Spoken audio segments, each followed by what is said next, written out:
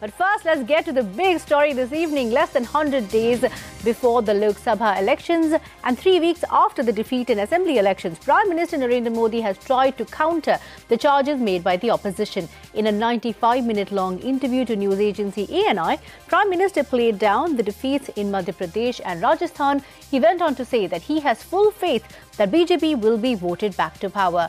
Prime Minister defended demonetization and the Rafale deal, which are two key targets of the opposition.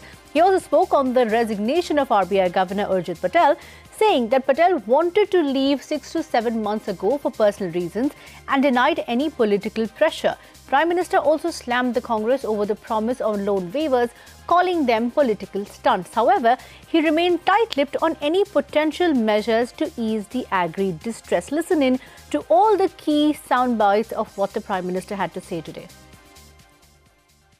Bharatiya Janata party ने जिस गति से प्रगति की है उसको कोई इनकार नहीं कर सकता है और बार बार ये कहना है कि बीजेपी हारती चली जा रही है, इससे हार तय नहीं होती है। भारतीय जनता पार्टी, मैंने अभी गिनाया आपको, आसाम हो, हरियाणा हो, त्रिपुरा हो, तो मोरल डाउन नहीं है पार्टी में? मोरल डाउन होने का कोई ऐसा कारण ही नहीं है। एक आत्मविश्वास है, पूरे आत्मविश्वास के साथ मेरी पार्टी आगे बढ़ रही है और 2019 में भी देश की जनता पर जिसका भरोसा है वो हम लोग हैं। जनता के भरोसे पर समर्पित है हम लोग हैं और जनता के साथ जुड़े हुए कोई लोग हैं तो हम लोग हैं। हमारे देश में बार बार खबरें आती थी, काला धन, और कोई इस बात से इनकार नहीं करता है कि देश में पैरेलल इकोनॉमी चल रही थी, इसका कोई इनकार नहीं कर सकता। उद्योगपतियों के घर से, व्यापारियों के घर से, बाबुओं के घर से बिस्तर के नीचे से नोटें मिलती थी, बोरे भर भर के पड़ी हुई नोटें मिलती थी। ये सारी चीज़ें इस बात का द्योतक है कि हमारे देश में फॉर्मल इकोनॉमी की बहुत अनिवार्यता थी। ये पैरेलल जो इकोनॉमी थी, इसने देश को एक प्रकार से भीतर से खोखला कर दिया था। नोटबंदी ने सबसे बड़ा काम किया है और जो आने वाले दिनों में देश को बहुत ही मजबूती, आर्थिक रूप से मजबूती देने वाला है और वो है ये जो बोरे भर भर करके नोटें पड़ी रहती थी, वो बैंकिंग व्यवस्था में आई है। मैं ईमानदारी के रास्ते पर चलूँगा, राष्ट्र रक्षा को प्राथमिकता देते हुए चलूँगा। मैं मेरे सेना के जवानों को उनके नसीब पर नहीं छोड़ूंगा।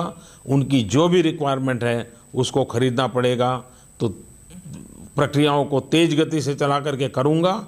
मुझ पर आरोप होते रहेंगे तो भी करूंगा, क्योंकि मैं ईमानदारी और सत्य के साथ जीने वाला इंसान हूं। इसलिए झूठे आरोपों से डर करके मैं मेरे देश की सेना को दुर्बल नहीं कर सकता हूं, मैं मेरे देश की सेना को निहत्थी नहीं कर सकता हूं। देश को जो आवश्यकता है वो मिलना चाहिए। स्वयं गवर्नर साहब ने रिक्वेस्ट की अपने निजी कारणों से, और मैं पहली बार आपको बताता हूँ, वे 6 महीने से मुझे लगातार कह रहे थे, लिखित में भी कहा था, व्यक्तिगत रूप से उन्होंने मुझे लिख करके भेजा था। पॉलिटिकल प्रेशर नहीं, सवाल ही नहीं उठता है जी, सवाल ही नहीं उठता है।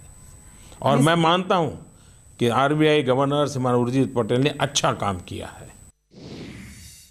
अगर कर्ज माफी से किसान का जीवन मुक्त होता है, मदद होती है, तो बिल्कुल करना चाहिए। लेकिन क्या हुआ है, इस देश में पहले भी सरकारों ने, देवीलाल जी के जमाने में भी कर्ज माफी की थी। 2008-9 के चुनाव जीतने के लिए भी कर्ज माफी की गई थी। बार बार कर्ज माफी करने के बाद भी ऐसी क्या कमी है व्यवस्था में कि किसान कर्जदार बन जाता है और सरकार को चुनाव और कर्ज माफी का सरकार चलाना चलता है।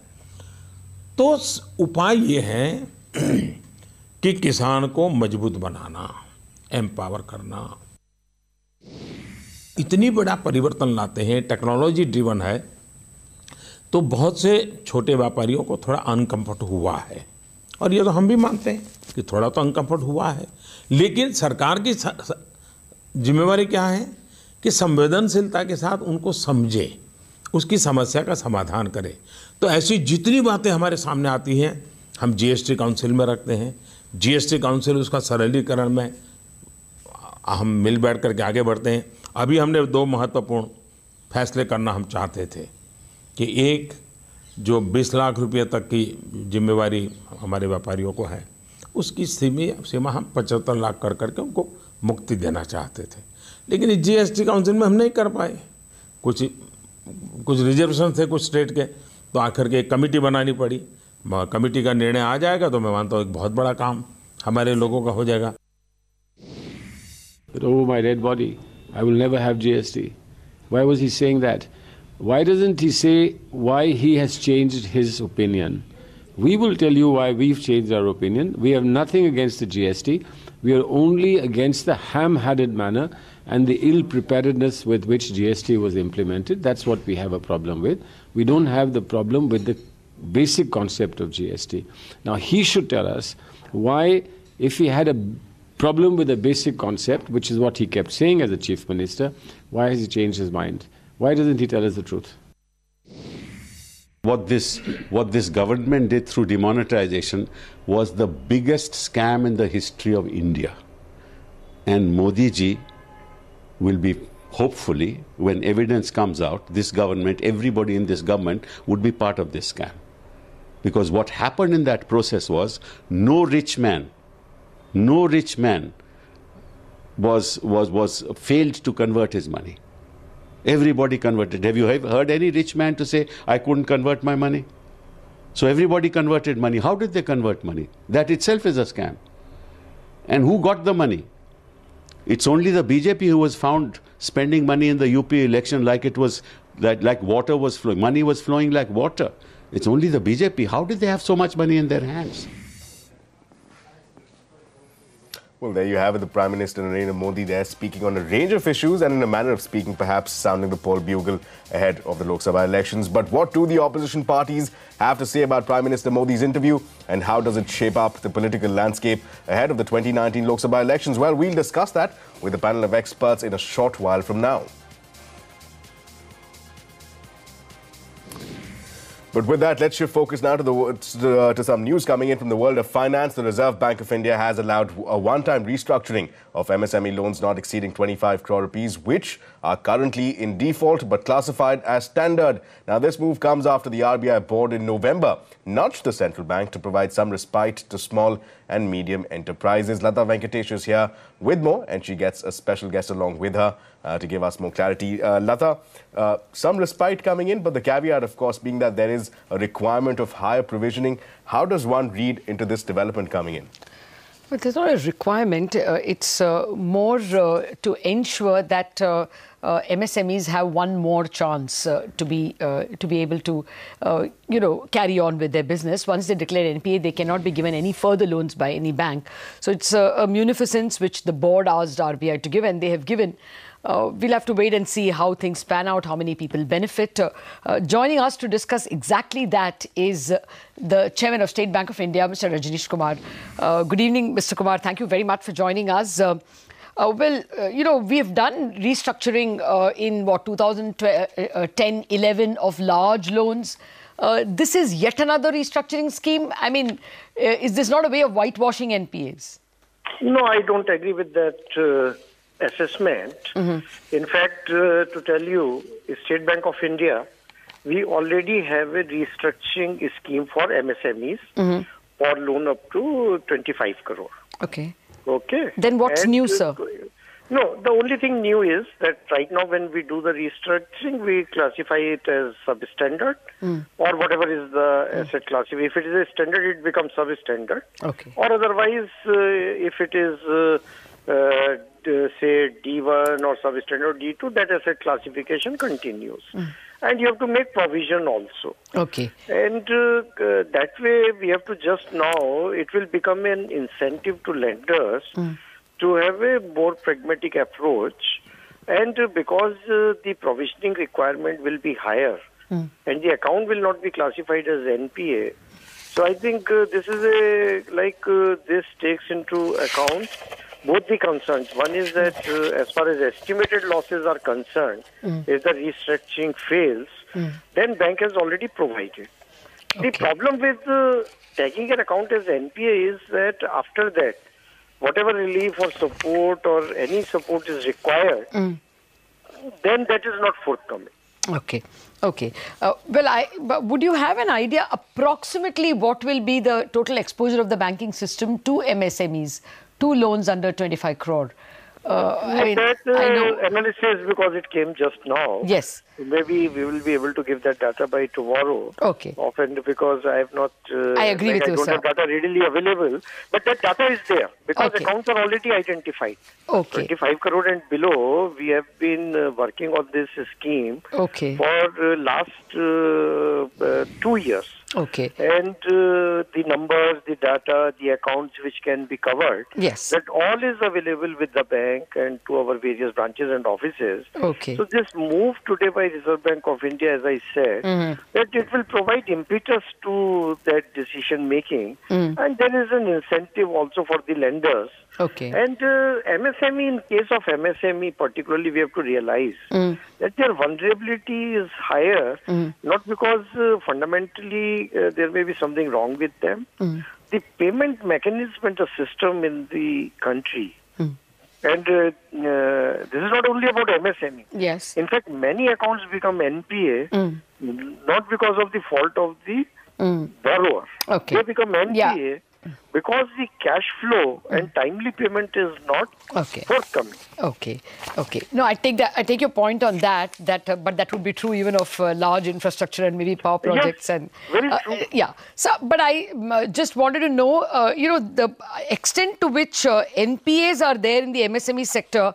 According to the Financial Stability Report that was released by the Reserve Bank yesterday, for public sector banks, it says that the percentage of MSME loans that become NPA is pretty high. It's at 15%. So this will save a lot of NPAs in the coming quarter?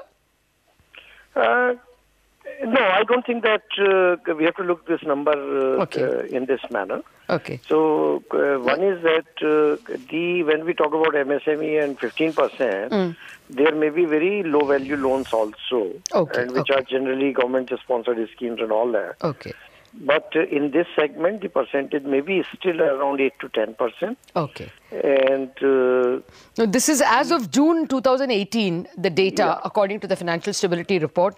For PSBs, it is 15%, but for private banks, it is less. It's about 4%. That is a fact. Okay. But the fact is that who does the government's sponsored scheme lending in this country? Fair point. It is the public sector banks. Okay. And so obviously there is no excuse. Okay. And we need to strengthen that system also that we are working. Okay. And but still that is the reality, ground reality. Okay. But this segment which we are talking about, say 1 crore to 25 crore. Yes. This segment, if this relaxation which has come, so maybe some accounts they will be restructured, and this will incentivize, as I said earlier, lenders to look the restructuring in a more pragmatic manner. Okay. Well, sir, since I have you with us and we are talking about MSMEs, I also wanted to relate to you the government data that was made available on the 59-minute scheme. That data says that the applications received by the 59-minute software is about 1,31,000 crores, of which in principle approvals were given to 1.12 lakh applications. Sorry, not crore, 1.12 lakh applications. But sanctions were given only to 40,000 applications. So the approval rate is only 36%. What would be the reason? I mean, why is there such a large percentage that has not been sanctioned? No, we have to understand that how this works. Okay. If we have the understanding of that, how does it work, then it will be possible to put all the numbers in perspective. There are two categories of people who are being encouraged to apply through this portal, which is called CLP portal. And one could be new to the banking system, and one could be where there are the existing clients of the banks. Yes. So what we decided after testing the system, that not only the new borrowers, but the existing borrowers who enjoy the credit facility up to 1 crore, Yes. we are encouraging all our borrowers to come through the portal. Yes. That is one. Yeah. And the portal, because it is an intelligent system, which is having lot of data analytics built in, Okay. based on GST, based on income tax return, Yes. based on credit bureau scores, and the past account statement. Okay. So the system itself, Yes. the approval rate may not be very high. Okay, so this is the CLP system has given only 36% approval. No. Let me again tell you. No. When the government data says that 36.29% is the approval rate, is it the one? That is the system has given. Okay, That it's a is system right. approved. Okay. Out of this, how much gets disbursed? Sorry, Lata. That percentage is higher because the data given is that 1,12,000 in principle approvals have happened. Yes. So that means that system has found that these people, as per the underwriting parameters given by the banks, these 112,000 people are eligible for sanction of the loan. Yes. Once those applications come into the bank, these 112,000 applications would have been distributed or will be to the various banks. And then there is a 1 week's time. Okay. Okay. In which bank does rest of the due diligence. Yeah.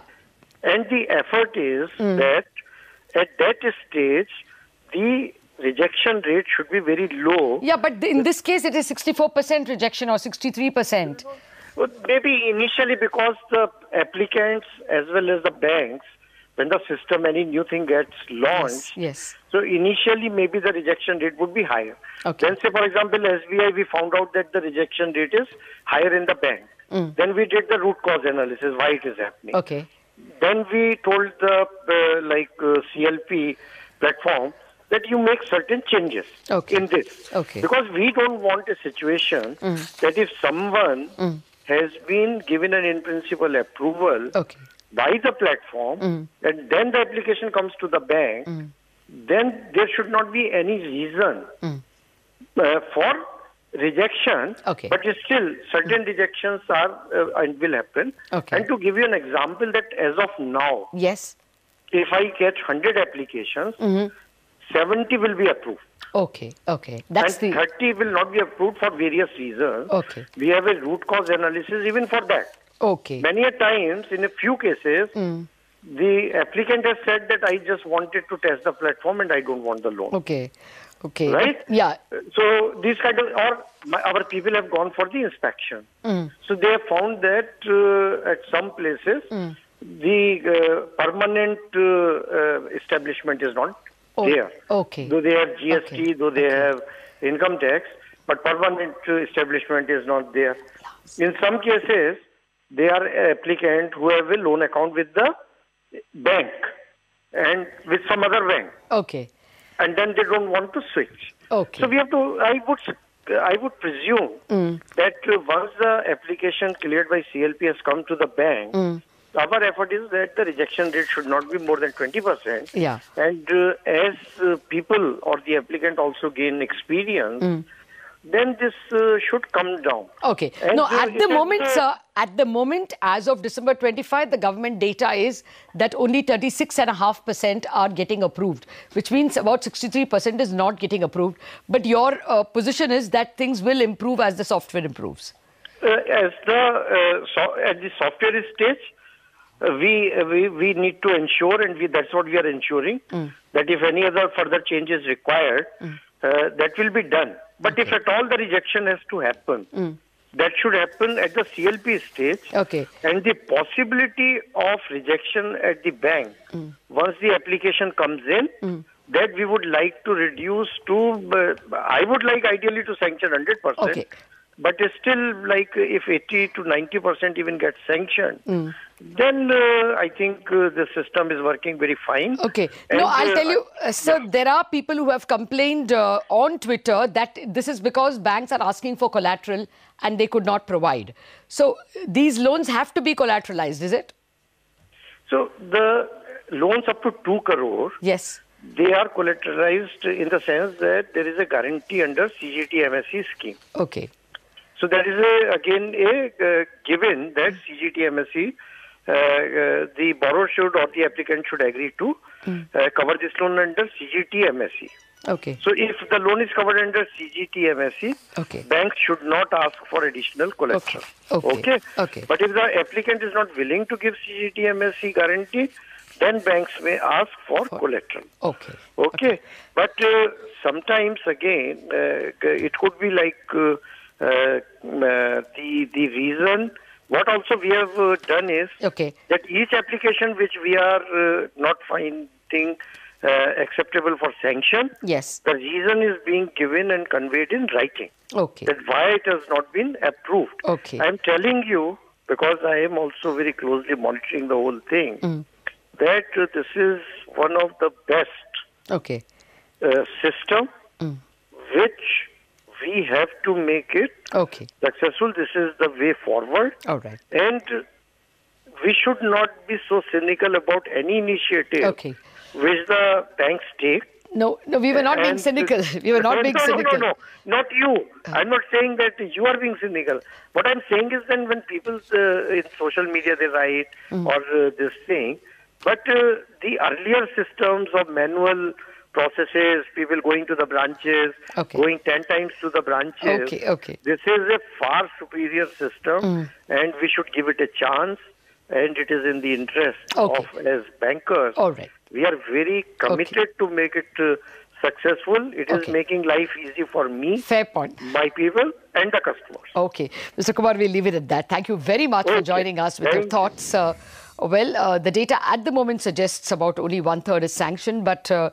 Urijit Kumar says that there could be other reasons, like people testing the system, and collateral will have to be taken if they don't come through specific schemes which are collateral-free schemes. Okay, Lata, thanks for that. We will, of course, track this story over the days to come. But for now, let's get you a special story. Amitabh Chaudhary has taken over as the new boss of Axis Bank, with Shikha Sharma leaving the bank after almost a decade at the helm. cnbc TV 18's Ritu Singh reports on the key challenges the new MD and CEO will have to steer the country's third largest private sector lender through.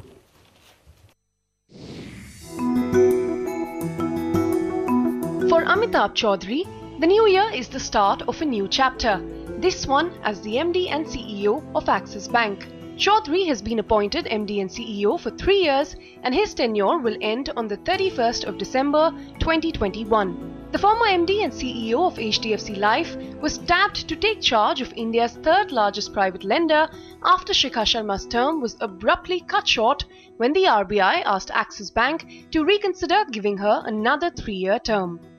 People come and go, but I think institutions last for much longer if they're built right, and hopefully you will see evidence of that going forwards, and I think we wish Amitabh and the new team all the very best. Sharma is not the only top executive to leave the bank. Deputy Managing Director V. Srinivasan's term ended in December and Siddharth Rath, the head of corporate banking, left the bank earlier in 2018. So Chaudhary's first task will be to set up his new team while working with existing senior executives to ensure a smooth transition. He will also have a few fires to put out. The most pressing one arguably being the beating the bank's image took when it came under the regulator's scanner for 2 consecutive years of divergence reporting. This divergence has raised questions on underreporting by the bank. Then there's the continued fallout from demonetization, during which allegations were made of money laundering activities through some of its branches. None of these are small challenges, and when Amitabh Chaudhary was named Shikha Sharma's successor, many had questioned his limited experience in corporate banking. He had a brief stint with wholesale and corporate banking during his time at Bank of America back in 1987. He later went on to head investment banking at Callion Bank before serving as MD and CEO of Infosys BPO. He then joined HDFC Life, where he went on to head the insurance giant's operations.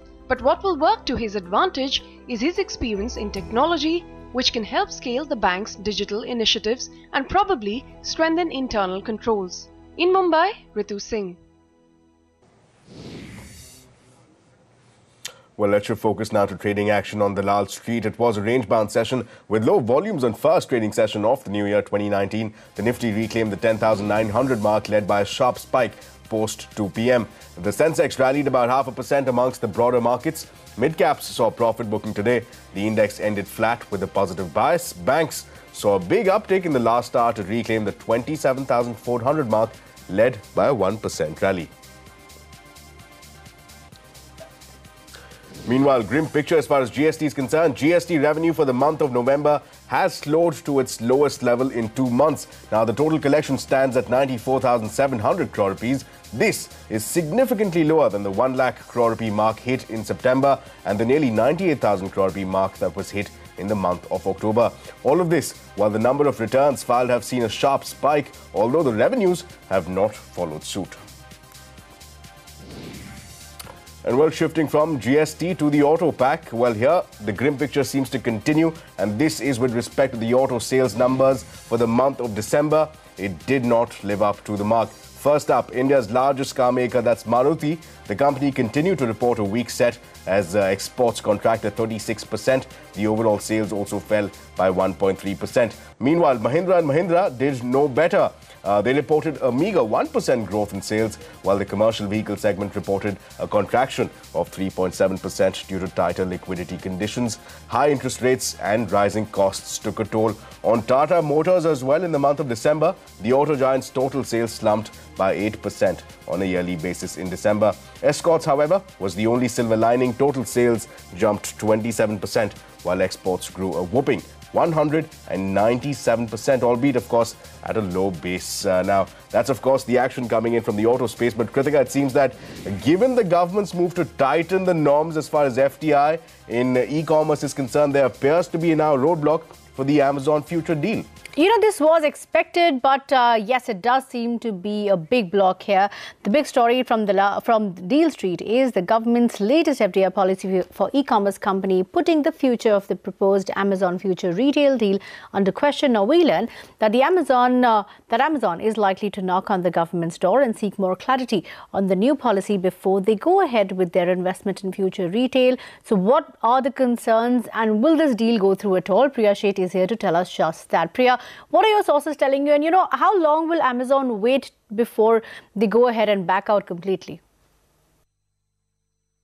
Well, the Amazon future retail deal seems to have hit a roadblock owing to the recent changes in the FDI policy on e-commerce. The new policy indicates that an entity which has an equity investment by an e-commerce marketplace cannot sell products on a platform that is run by this e-commerce marketplace. So this essentially means that if the deal goes through, Amazon will not be able to sell future retail products on its website. So therefore, the deal in its current form, we do understand, cannot go through and will have to be reworked, keeping in mind the recent changes that have been issued by the new FDI policy in e-commerce. Therefore, we do understand that Amazon is making representations to the government to seek more clarity as far as investment norms are concerned. They're also seeking the applicability of new norms as far as investments through an investment arm is concerned.